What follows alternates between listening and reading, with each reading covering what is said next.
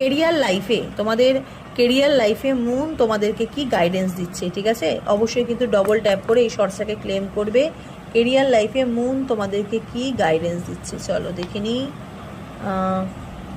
Moon বলছে career লাইফে আর time for healing, ঠিক আছে? তো একটু হিল হতে বলছে। ওকে, তোমাদের ম্যানিফেস্টেশন কিন্তু পূর্ণতা পাচ্ছে এই টাইমে। একটু হিল হতে হবে, হ্যাঁ, আরও বেশি পজিটিভ থাকতে বলছে ইউনিভার্স। এবং তার সাথে সাথে তোমাদেরকে বলছে এই টাইমটা নিজের প্রতি একটু যত্নশীল হতে এবং নিজের কাজের প্রতি একটু যত্নশীল হতে। বারবার তোমরা হয়তো নেগেটিভ পজিটিভ এনার্জির মধ্যে ট্রান্সফার হচ্ছে। অবশ্যই কিন্তু যে কোনো একটা এনার্জির মধ্যে স্টাক থাকতে বলছে।